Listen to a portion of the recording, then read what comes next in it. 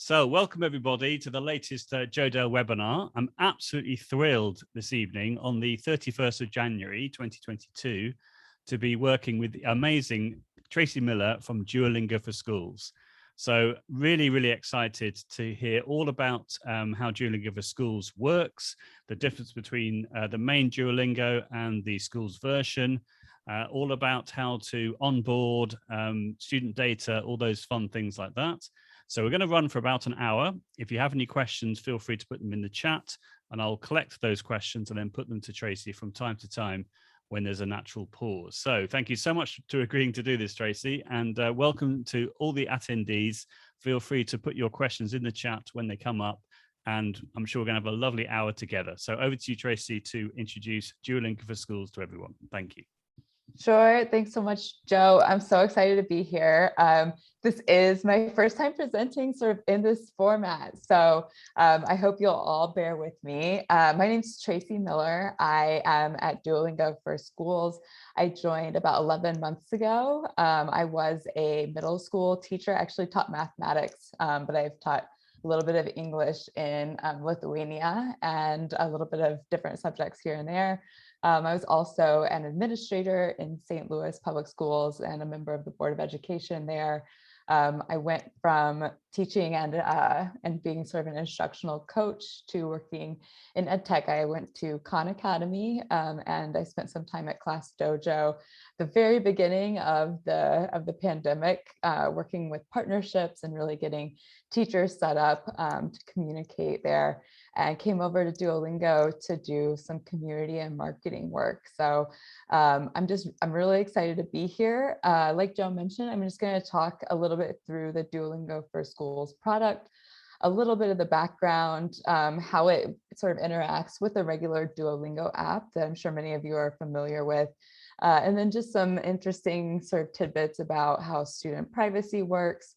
And then I'm just here to answer questions. So I'm going to go ahead and I think talk a little bit about just sort of the background of Duolingo for Schools. And what I've got here, the slideshow that I'm presenting, is actually a slideshow that any of you will have access to and that we're about to send out for some of our educators who are providing professional development opportunities for other educators. So anything you see other than this cover slide with Joe's name on it will be available to you if you're interested. But I'm just going to walk through it. And then what I'll actually do is get set up on Duolingo for Schools and sort of walk through what that process really looks like. Just a little introduction. So Duolingo, we have this sort of really ambitious mission to develop the best education in the world and make it universally available. It's the most downloaded education app in the world. There are over 500 million Duolingo users. We teach 40 languages and that we have more on the way constantly. And there are over 300,000 teachers who use Duolingo in their classrooms. And when I say that, I mean either Duolingo, they just have their students sort of use Duolingo on their own, or they use Duolingo for Schools. And what I'm going to do, hopefully, is sort of show you educators, or if you know an educator, why the Duolingo for Schools platform itself is actually incredibly helpful. It's also free, just like Duolingo. So it's another thing that I think, as a former educator myself, is always a big draw. And the nice thing about Duolingo is that it's super effective, but it also feels like a game. So students sometimes learn, but don't realize they're learning. But we have some efficacy studies that have found that our Spanish and French courses in particular are equivalent to 4 university semesters of language instruction, and they teach to the B2 CEFR level.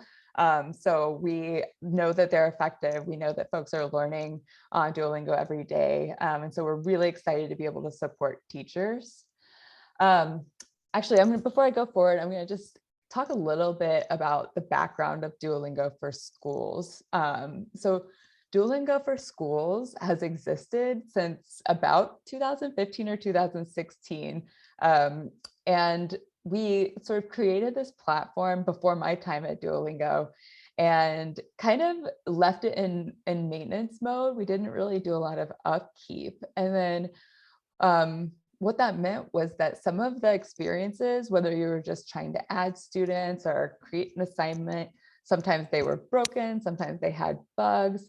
And when the pandemic started, we saw a lot of teachers really starting to use that platform, even though it was somewhat broken. And so we realized as a company that we really needed to do better to support teachers with using this product. And so at the end of 2020, they staffed up the Duolingo for Schools team.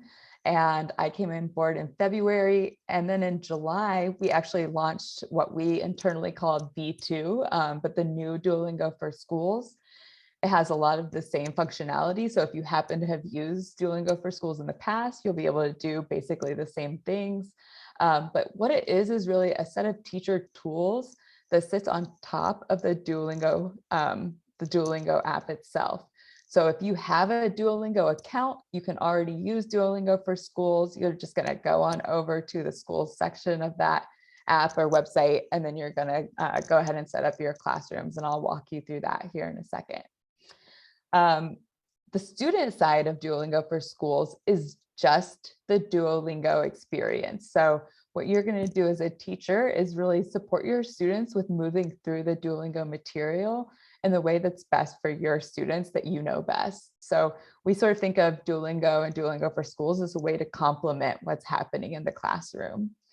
So the student view, as I mentioned, is really just the Duolingo experience. There are a couple of changes that that students will experience. So I'll get into some of the privacy and security stuff a little bit later, but so for example, students who are in classrooms don't see ads because we believe that that's not really like the best learning experience.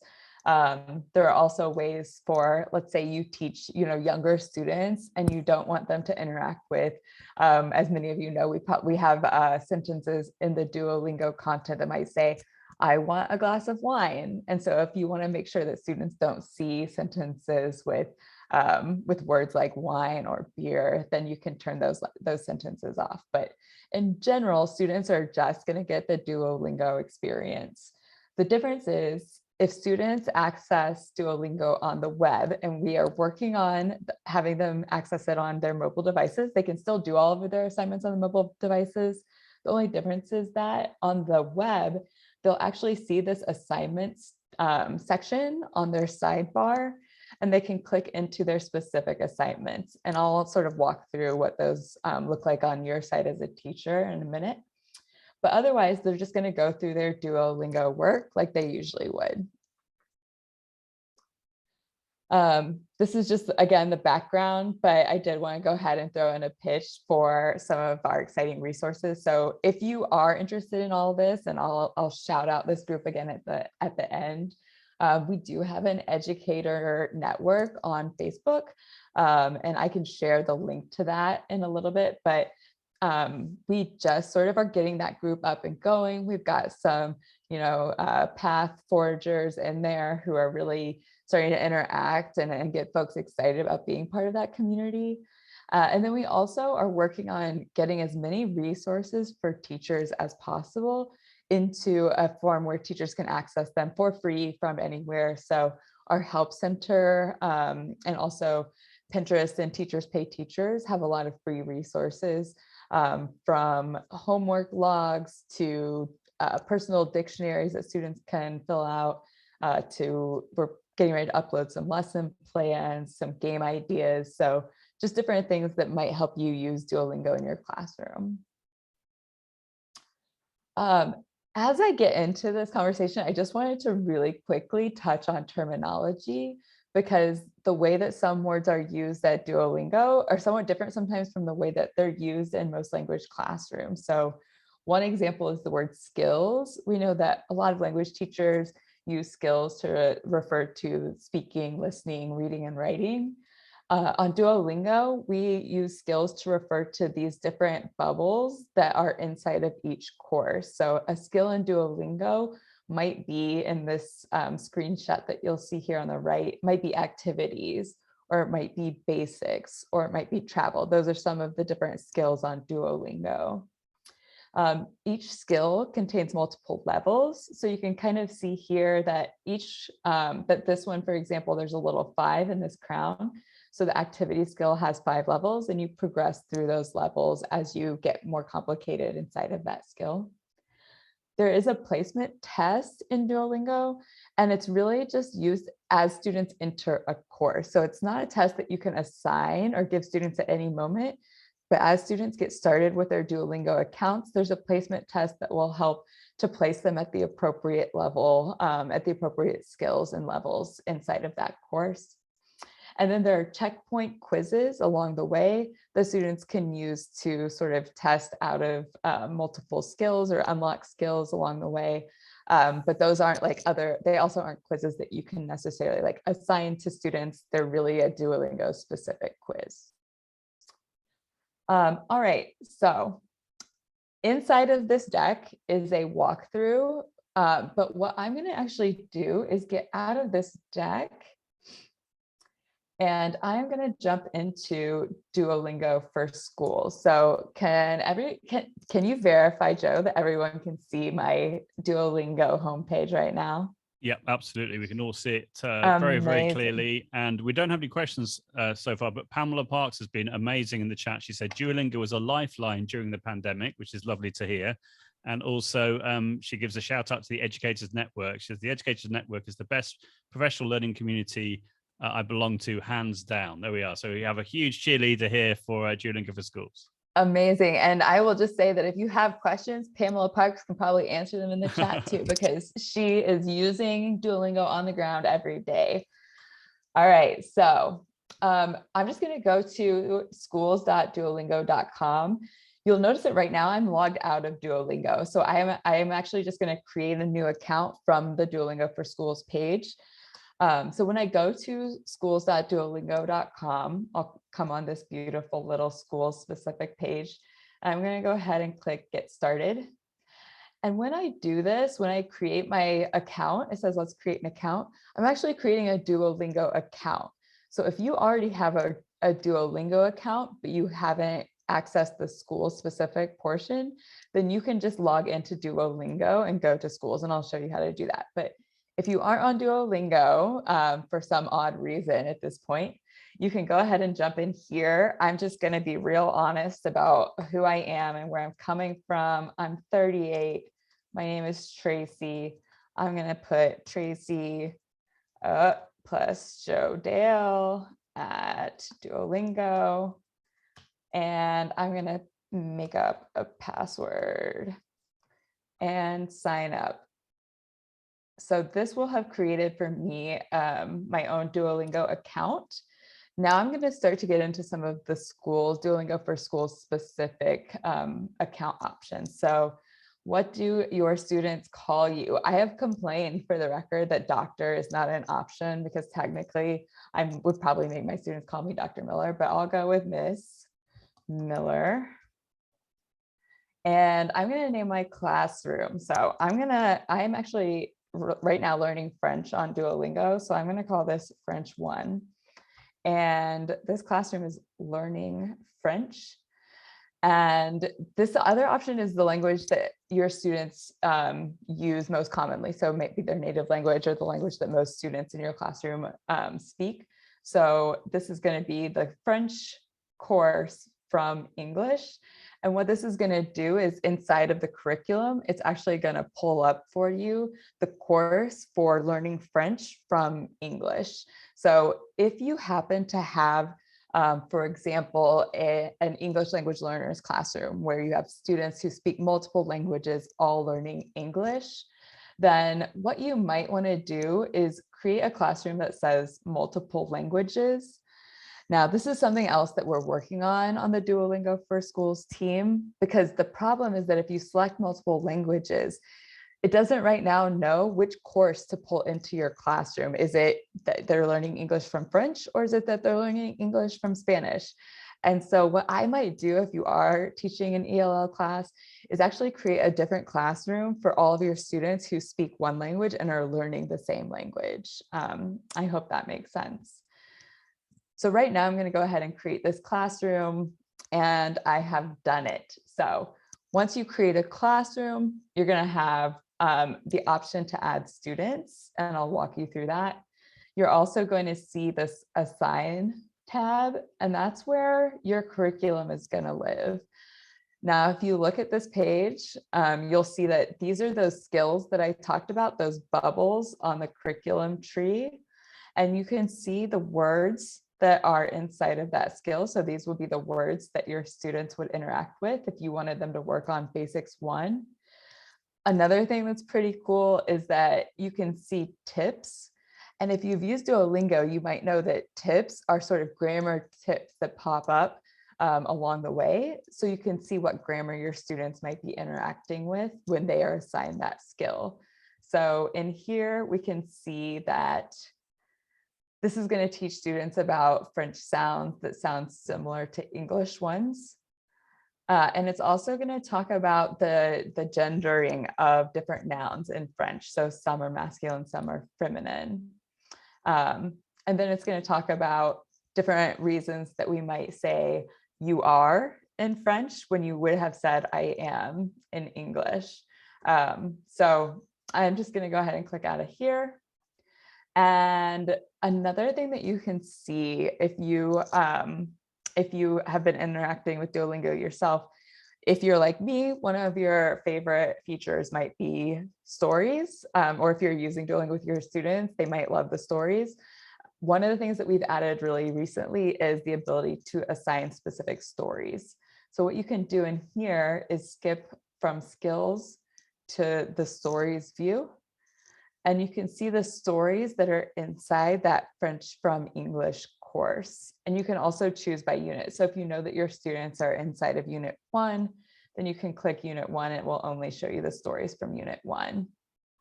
So I could click on this one thing story, and I could create an assignment over here, but I'm going to walk through that in a little bit.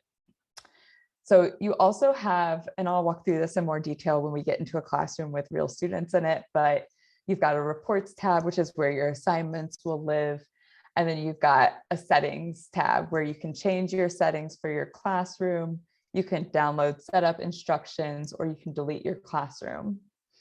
Another thing I wanted to point out before I jump into sort of a demo classroom is these privacy settings. So as we said, we want to make sure that students are really protected and have the best learning experience possible when they're working with their teacher on learning a language.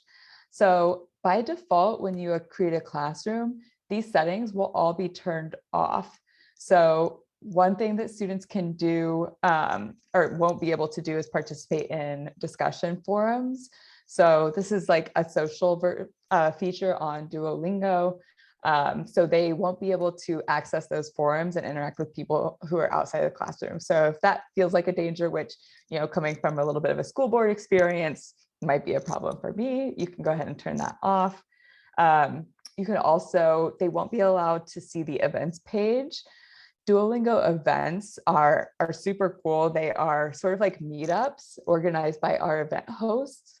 And those hosts work with our Duolingo staff, and they sort of train folks to do these interactive experiences. But we know that that might not be ideal for students. And so we have those turned off by default. We also have it turned off so that students aren't able to make or accept friend requests, so that they can't sort of follow each other or comment on each other's progress. And then it says mature content. We at Duolingo are not pushing out any inappropriate content, but if you don't want students to access exercises with words like fear, then you would go ahead and leave that off. If you did want them to be able to do that, you can enable any of these. And once you do this, your students can't overwrite it on their personal account. So if they're in your classroom and you've turned this off, they will not see these things. So what I'm going to do right now actually is head back to the Duolingo website, which is going to ask me what language I'm learning, because as I mentioned, I just created this account. But I want to go ahead and, let's pretend like I have done this. I actually just want to log out. And so I can get into a class that has, it's not letting me log out. Let's see if we can do this again. I want to get into a class that has actual data in it to show you what that looks like. So I'm going to go ahead and log out. And I have prepared just for you all. Actually, it's not just for you all. It is a class that we do on the schools team. So one of the things I really love about Duolingo is that we test everything. And so we are all in a classroom on Duolingo for schools. We are all learning French and we are all working all of the time. So I'm just going to log in with this test classroom. And I will mention when I log in, you're going to see names. They are real names, but not of students. They're all folks who work at Duolingo. They know that I'm here. So it is not a problem for you to see the data that you're about to see. So let's go ahead and log in. And here we go. So this is the schools team classroom. This is what it'll look like when you've invited your students, and I can walk you through what inviting a student looks like here in a minute. But you'll see each of your students in this table, and then you can see that this table right now, it indicates that you're looking at this week. So this week, let's see who has actually done any work on Duolingo. It looks like Connor. Connor's our PM. He's wonderful. He has done 3 minutes of Duolingo this week. So kudos to Connor. Daniel has done some Duolingo. Michael, let's see, I did 1 minute somehow. I guess I was really quick. And another thing that's really nice is that you can see here on the side, a list of all the activity that your students have engaged with on the Duolingo platform. So even if you didn't assign it, even if you just add students to a classroom, you can see what your students are working on. So the most recent things that have happened on Duolingo with anyone in this classroom are that, let's see, at 1:57 p.m. today, I reviewed my mistakes in my mistakes inbox, and I got 10 XP for doing that, because if you have your own mistakes inbox, you know that means I had 5 mistakes that I was correcting, and I got 2 experience points for each mistake. I also tested out of the level 2 in the people skill. Connor completed this lesson, so I can go through here and see, here's Nora from earlier today, here's Parker, so you can kind of just see what students are working on.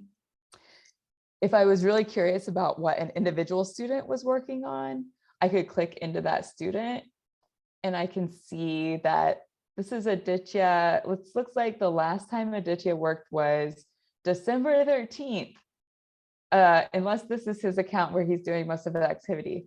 October 27th, I'm gonna have to get on Aditya because it looks like he's not doing his homework, but you can see all of the work Aditya has done. You can see that he has completed only 10 of the 28 assignments for our schools class.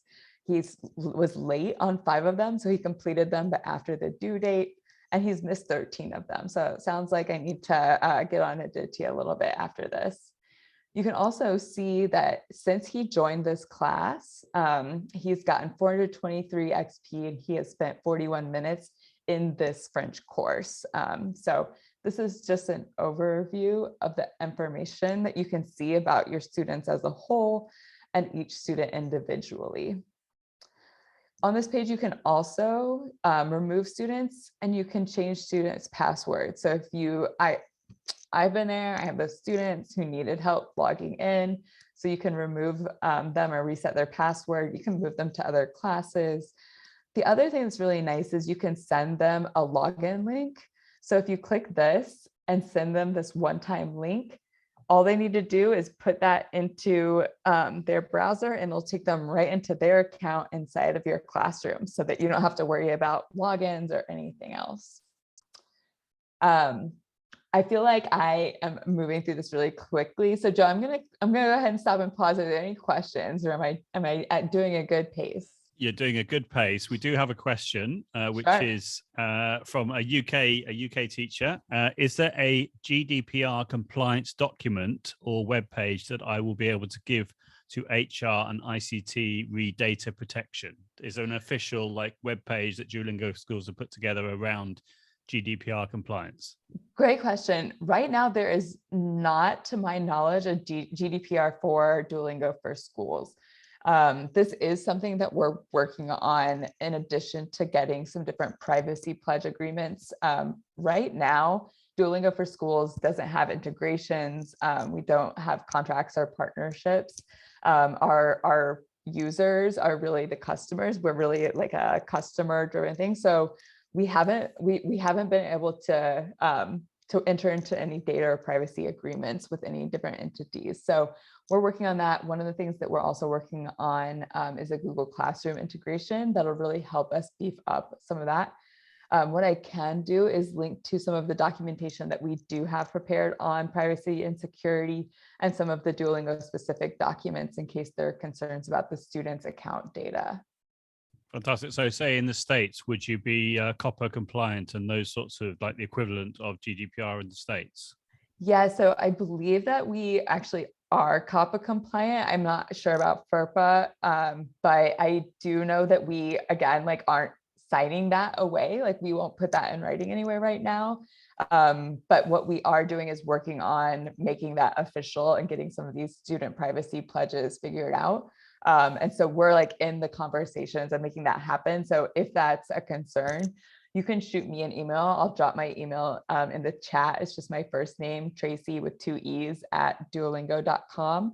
And I've got a list of folks that I'm going to email as soon as it's ready. So, so all of that information and more, I think, is in the privacy documents that I'll link to after this. That's fantastic. Just on the same point around privacy, Marina, again from the UK, has said, do students see your username, as in the teacher's username, if you use your personal account? If you use your personal account, I believe that they do. I can check in on that. But I think that it is the name that you choose to show students. So it's not your email address, but I will double check on that. So would you recommend that teachers create a brand new sort of teacher account as opposed to using Duolingo personally? I haven't had any teachers who felt like they needed to do that. And actually, I would say, Madam Sensei Pamela Parks, if you want to sort of make a comment on this, then you might know a little bit from speaking with other teachers, maybe more than I have. A lot of teachers that I know are using their personal accounts and just making it so that their teacher name is Ms. Miller. But it doesn't mean that students will be able to view any of your activity. They won't be able to kudos you or connect with you or message you inside of Duolingo. It's really just so that they can see who their teacher is, and then you can follow their activity. Fantastic. That's fine. I think Pamela had to go and teach her Spanish lessons, she said in the chat, but she gave her apologies. Not a problem. And then Angelina's made a comment, which is, when you assign the topics and skills, should you, it's a question. When you assign the topics or skills, should you assign them to reach the maximum level, or do you assign them to level 1, 2, 3, etc., or should you assign them to earn XPs? That is such a great question. I'm so glad you asked. So I think what we'll probably do is jump into assignments right now. So unless there are other questions, I'm going to go ahead and take that as my starting point. Cool. There aren't any other questions, but maybe could you explain everyone that isn't used to using Duolingo about what XP is? Obviously, XP stands for experience, but how does the XP system work in Duolingo for Schools? Sure thing. So anything you do on Duolingo, you'll get experience points, or what we refer to as XP. So it's really almost a measure of the sort of effort that you're putting into Duolingo. That being said, if you're a teacher, you know that students find ways to game the system. So it is possible that you'll have someone like me who only spends 1 minute, because I took French in high school and college. But I was learning Spanish on Duolingo, but you can see that we had to switch over to French so I can test with my colleagues. So now I'm learning French and I'm flying through those beginning ones. So you might have some students who can get 25 XP in a minute like me, and it's not really a reflection of effort because I just flew through people too. But in general, anything you do on Duolingo will give you XP. And actually what I'm going to show you is, if I go to these assignments, and I create an XP assignment, what that is saying is I want to give my students a goal of earning this much XP, or sort of exerting this much effort towards Duolingo in this period of time. And you can see that on this page, we actually have an estimate for the amount of time that is equivalent to the XP that you're assigning. So what we have done is, each little lesson, if you're assigning lessons, not stories, but lessons in Duolingo, those skills, each of those is about 10 XP, unless you have some kind of like, because it's gamified, sometimes you get XP boosts.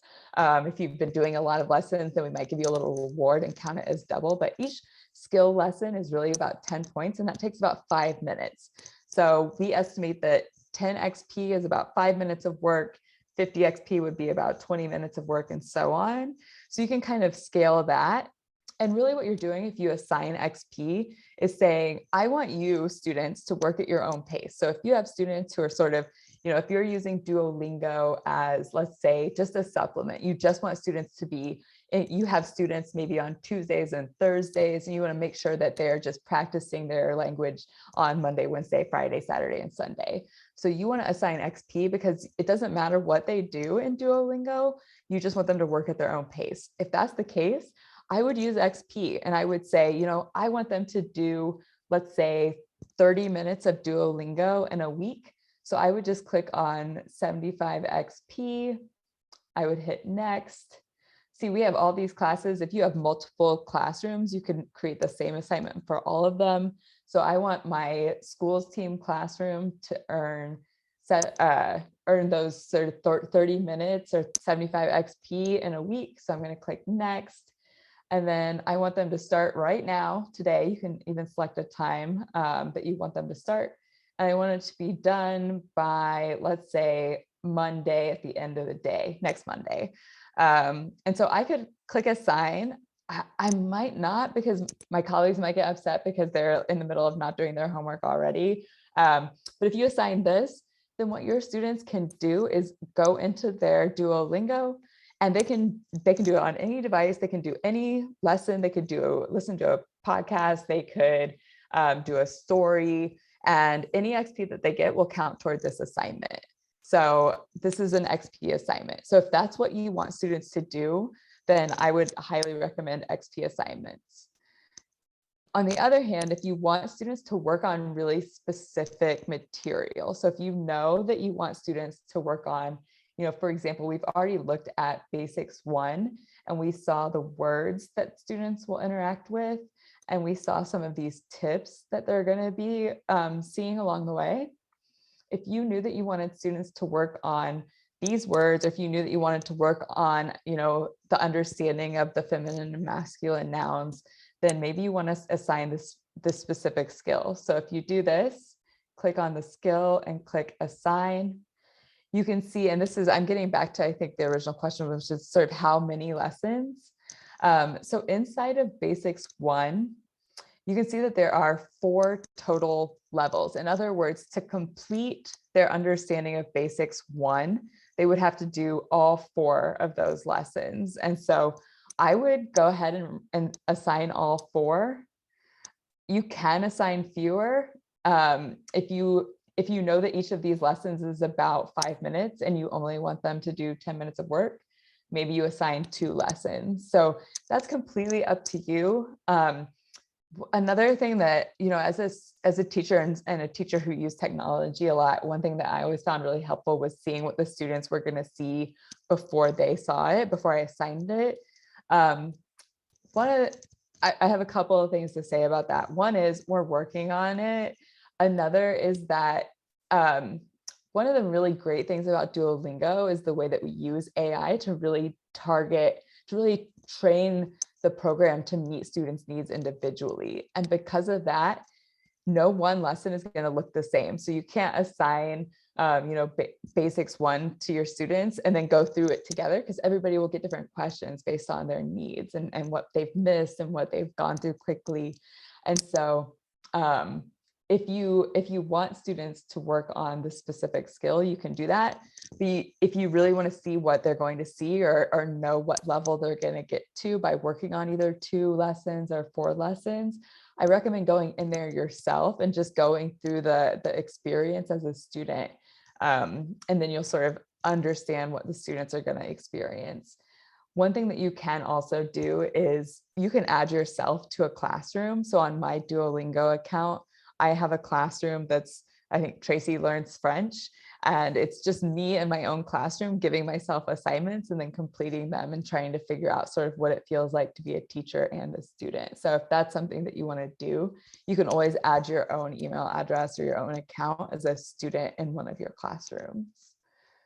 And then just quickly, so there are same options here for skill assignments. So I can choose the skill that I want students to work on, the number of lessons. I can select the classrooms that I want the students from that classroom to work on this. I can select the dates, and then I can go ahead and hit assign, and that'll give that to students. I'm not sure if I answered the questions, but Joe, did that seem to answer the questions that came up? Yeah, absolutely. I think that was lovely. We've had another question here as well from Lorena, who's apologized for coming in late. You're very welcome, Lorena. Thank you for coming along. So she said that I came in late, so you may have covered this, but does Duolingo Spanish have the option to not have the vosotros and have the UD instead? I actually do not know the answer to that, but if you shoot me an email, I can find it for you. Someone on my team will know the answer. And I'll go ahead and drop my email. Actually, I can do this right now. Let me drop my email in the chat. We've got Jesus in the chat as well saying, hi, Lorena, I help with this. It's Mexican Spanish. Cool. Perfect. You've got it. Brilliant. Love it. Love it. Love it. Love it. Teachers helping teachers. It's the I love working with teachers. Everything's the best. But you can ask me any questions. I'll also show you a place where you can submit any help requests. And I think a lot of people, so actually I can go here right now. If you look where I am on the screen over on this help, this is going to take you to our help center. It looks like it's just going to go into the ether, but we're a small team. I think we used to be about 6 and now there are maybe 12 of us. So if you go to this page, you're seeing things that myself or my friend Katie have written. And if you submit a request here and fill out this form, it's going to go to my other friend and colleague, Sarah, who will also talk to me. So if you want anything or if you need anything, feel free to email me, but also feel free to submit a request through this form and that'll go straight to Sarah, and Sarah will be more than happy to help you. You can also, I will send along, actually, let me do this right now. Let me share with you all the Facebook group, because I believe it will be a place of great help for getting questions answered. So this is the Facebook group. And if you go there, you can request to join, just answer a couple of questions, and then we will be happy to have you as part of our sort of educator community. Fantastic. Now I see that you put the link in the chat, but on the screen we're just seeing the submit a request screen. Is it possible to? Is it because you've chosen window, not? It is a. Gotcha. Yes. So there we are. There we are. I'm not logged in. I'll stop sharing the screen when we're done with the demo and jump into that in a little bit. But yeah. So this is the group. You can request to join. You'll answer just a few questions. You'll be logged into Facebook, so you'll get the actual questions. Fantastic. Talking of questions, we've got another couple of questions that have just come in. First question is, can I access Duolingo for Schools via my own Duolingo app? I use it personally. Do I need to start another account? You do not need to start another account. You can access it through your own app. Right now, however, the teacher tools, so being able to see that dashboard with your classroom and your students, is only available on the web. So you actually need to go to your Duolingo account at either duolingo.com. And actually what I'll do is I'll jump into Duolingo and show you. So if you're on your Duolingo account on the web, it'll look like this. And up here, you'll see the schools icon. So if you click here, it'll take you to a place where you can set up your Duolingo for Schools account. We are working on, I think I mentioned, we're working on the mobile version, but right now the teacher tools are only available on web, but you don't need to create a new account. Fantastic. Thank you. That's lovely. And then the next question is Duolingo for Schools just on the web, or is there an app for it too? Yeah, so right now the schools part is just on the web, but you can use your regular Duolingo account. We're probably going to work on allowing student assignments to show up on mobile first before we work on making the teacher dashboard available on mobile devices. So likely that is coming in a little ways, but we are working on allowing students to see their assignments on mobile devices. But if you want to use the teacher tools, you want to do that on web. Brilliant. Thank you. Paul has just said, thank you. I just need to remember my password. You know what? Yeah, if you can't, then you can always write in about that too. So Lovely. we've got you covered. Great. All right. So once you've got your assignments sort of set up in here, if you click on this reports tab, then you can get some information about what your students are doing within those assignments. So I'm going to go ahead and I'm in that schools team classroom. I'm going to go ahead and go to reports and we'll see who's doing their homework and who is not. So these are the current assignments. You can see if it has this, this little icon, it says the new student. This is a story assignment. So you'll remember that on that assign tab where I had my curriculum, I could go into the stories and actually assign a story. This is a story and I can click here. And actually, before I go there, you can see on this tab, this is the past assignments performance for your whole class. So on all assignments in this class, 20% were completed on time, 31% were late, and 49% were missed. I'm embarrassed for my classroom team. I'm going to tell them that I'm never using this as a demo again. But if you click into a specific assignment, you can see some of that information about that specific assignment. So on this story, 10 of the 21 students in this class have completed it and 11 have not started. And you can actually see each student that has or has not completed on here. Looks like I did mine, so I am in the clear. And then you can see also that there is this XP assignment. So the person who was asking about XP, if you click in here, you can see that 4 of 21 students have gotten 25 XP that's due on Monday of next week. 0 of 21 have started that haven't completed it, and 17 have not started it. And you can go down here and also see who has completed it and who hasn't.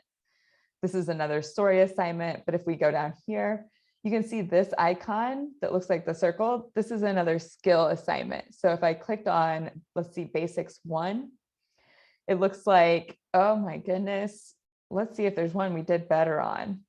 0 of 21 people completed that on time. Well, 1 person completed basics 1 on time, 4 completed it late, 8 folks have still missed it. It looks like these are the sort of lineup of who's doing their homework and who's not.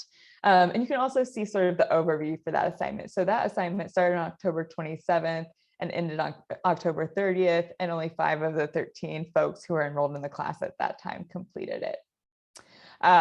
So this is sort of how the reporting works. I just want to jump over. Are there any other questions about reporting before I move over?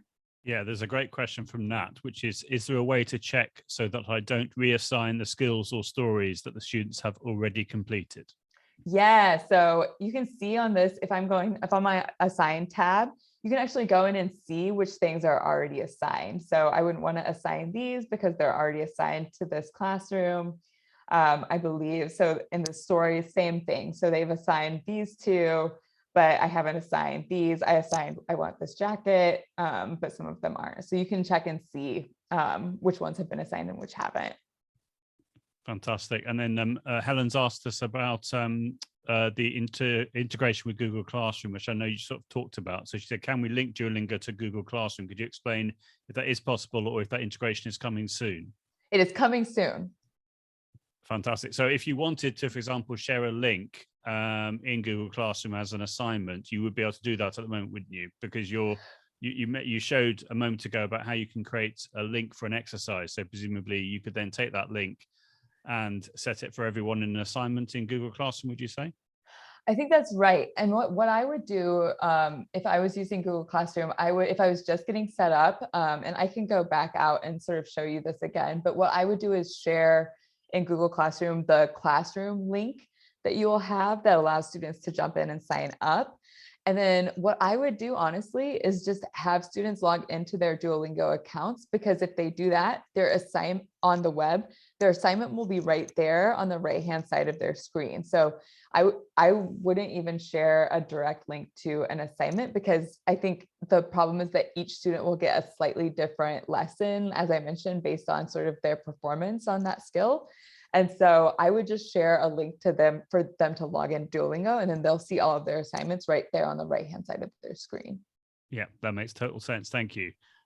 Nat, who asked about the reassigning of skills and stories, she has put another point, which is, but what if the students completed on their own? Is there a way to know?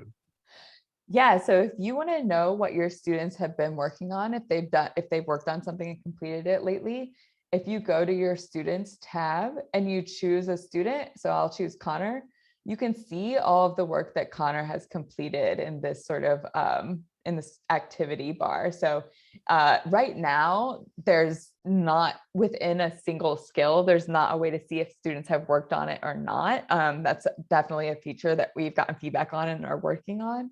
But there is a way to see whether students have worked on a specific thing by going into this activity log an individual student. Fantastic. I think that lends itself to the next question from Marie, which is, can they see all the modules or just the ones assigned? Good question. So when students are in Duolingo for Schools, I believe it unlocks the tree. I'm actually not positive about that. It might not. But you can't, actually, I don't think it unlocks it, but I believe that you can assign things that they may not have unlocked yet.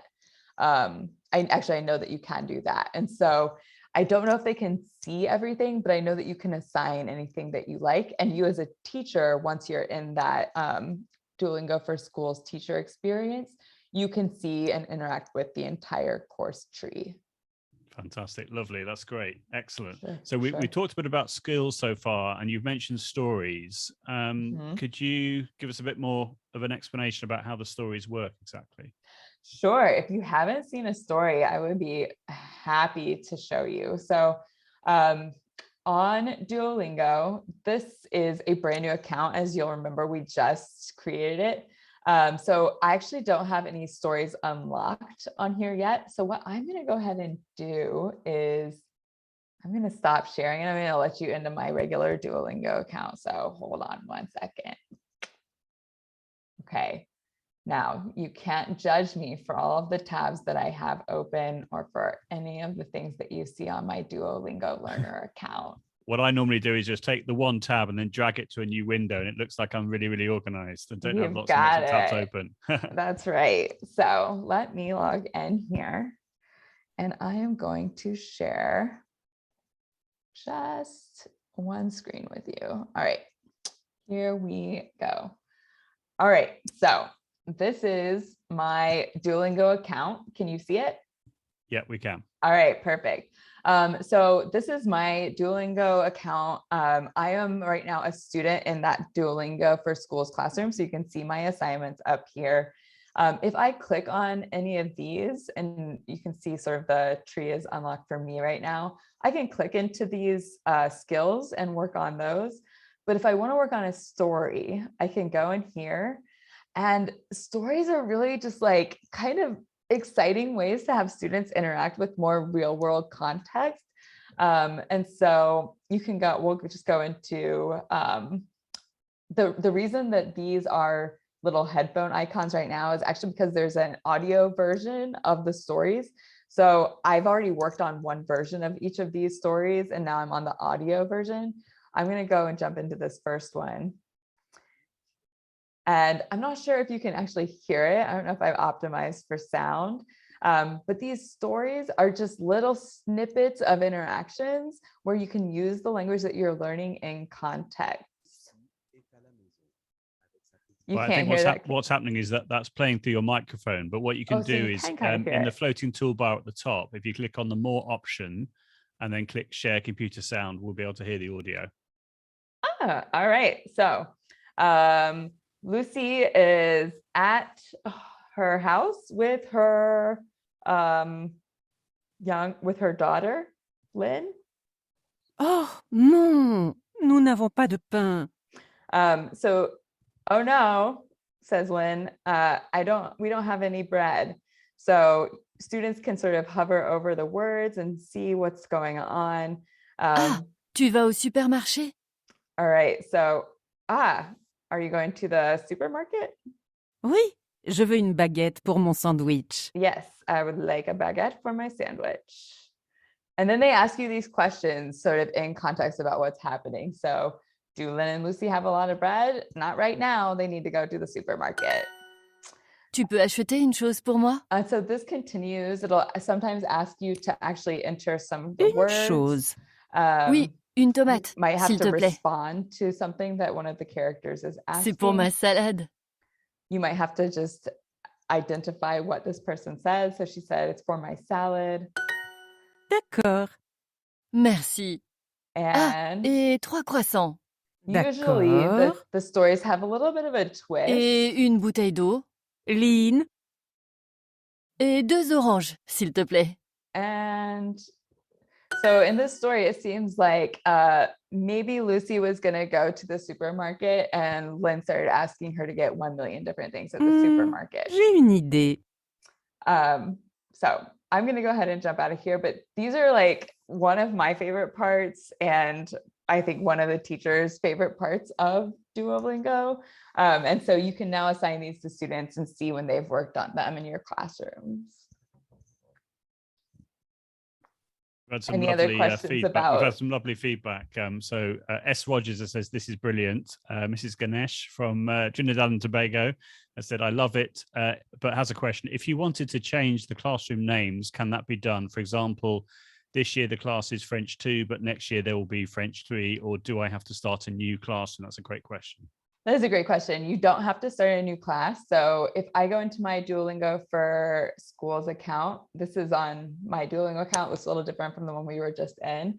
But if I want to go into, I was learning Spanish before this. So if I wanted to change my class name, I would just go into the settings. I'm actually going to change mine right now because now I'm learning French. And now my class has changed. So now it says French for me because that is the language I'm learning. And actually in this class, all of my settings and stuff will have changed because I have a new tree with French information. That's fantastic. Oh, and Mrs. Ganesh said, thank you. That's so cool. Brilliant.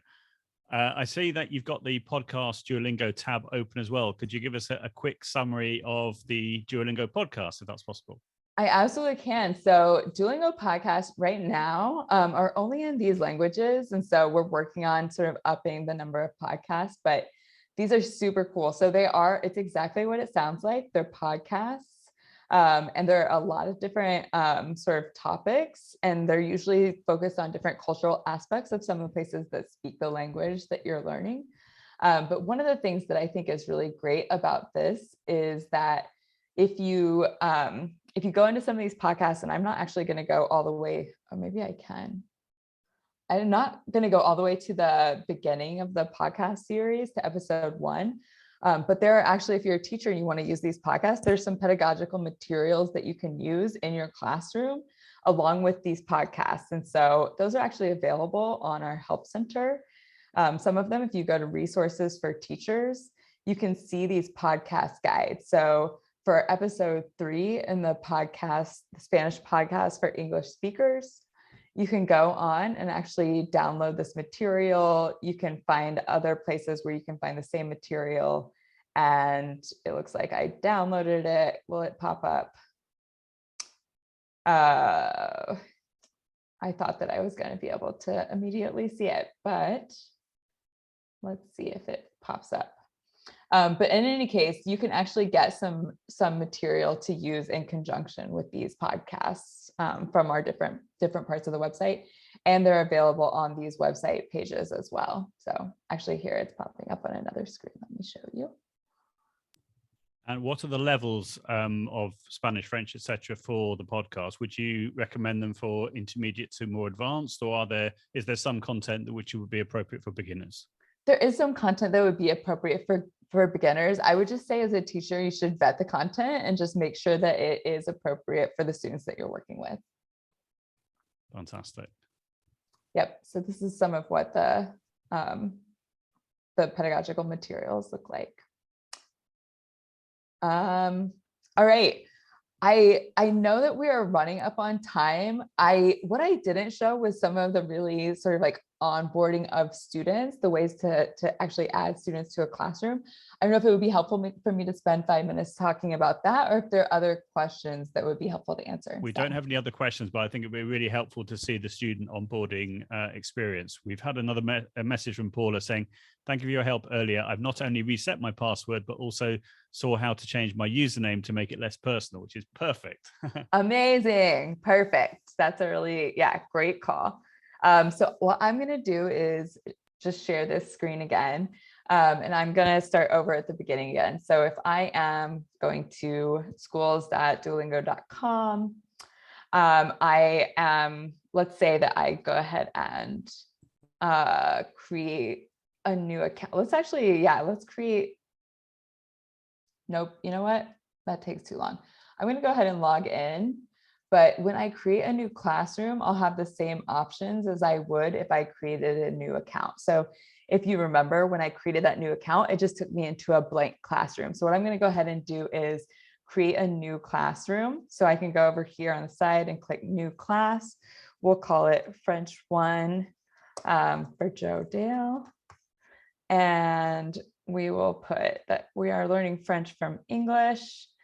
And this may look familiar because this is the page that you'll land on if you create a new account or if you're just starting on schools for the first time. So there are a couple of ways that you can add students. If you happen to use the old Duolingo for Schools product, it's way easier and it works way more reliably. And so I'm just going to go ahead and click add students. And there are a couple of things you can do. So especially if you're teaching students who may already have a Duolingo account, one thing you can do is invite them with a link. So you can copy this link, you can email it to them, you can write it down, you can copy it and post it into your Google Classroom and have students go there and they will sign up. And once they do, if they either sign up for Duolingo through the screen that they're led to with that link, or if they're taken to their existing Duolingo account, then they'll be added directly to your classroom. The other thing you can do is have them go to duolingo.com/classroom, and there'll be a prompt for them to enter a code. And then your classroom has a specific code that's for that class.